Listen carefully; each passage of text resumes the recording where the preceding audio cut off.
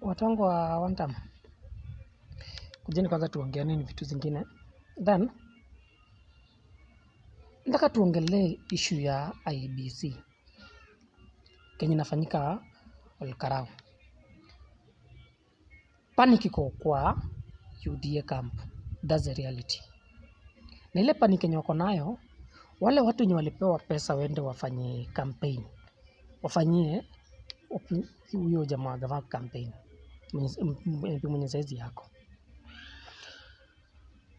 People of Karau wameamua hamtaki, but president wetu anamhitaji. Na ukiangalia ile barabara corruption yenye iko pande hiyo, mnapewa gas, mnapewa mattress, mnapewa maragwe, waliletewa plus na boat. Unaona?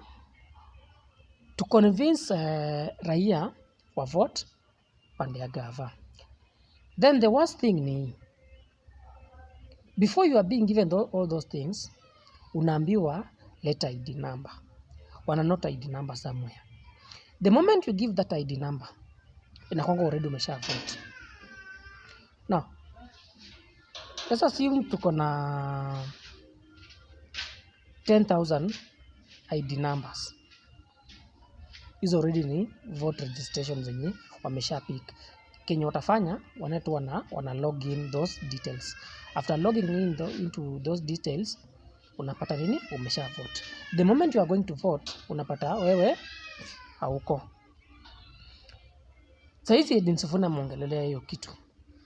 Aya, Rigathi ameongelea about the same issue ya Olkarau. IEBC they are threatening kufanya nini? Kupeleka hiyo vote, kupeleka hiyo uchaguzi mbele. Which means it will buy time for what? For UDA people. Sisi kama mnaona kama kenye naongelea inahusiana nayo. Kama nini IEBC ita postpone it, watu UDA watakuwa na another chance ya kuregroup. Ya kufanya venye wanataka kufanya. For me, it's not an issue between who will win. My biggest issue is this. Why government get involved kwa stories za by election ya wapi? Ya Olkarau. Kama is free and fair. Vile huwa anasema free and fair. But me and you all know that there's no free and fair when it comes to election in Kenya.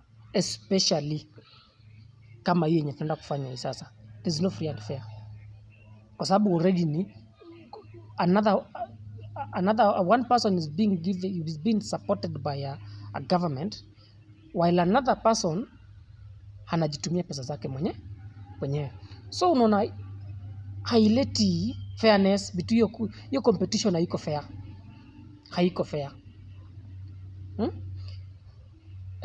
Another thing nilikuwa nataka kuongelelea,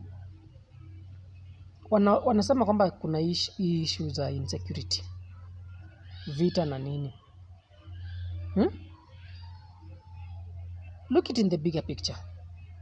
Kama hii inafanyika saa hii kwa by election, what about 2027? Because this is the same structure ilitumikanga. The same structure ilitumika 2007 2008.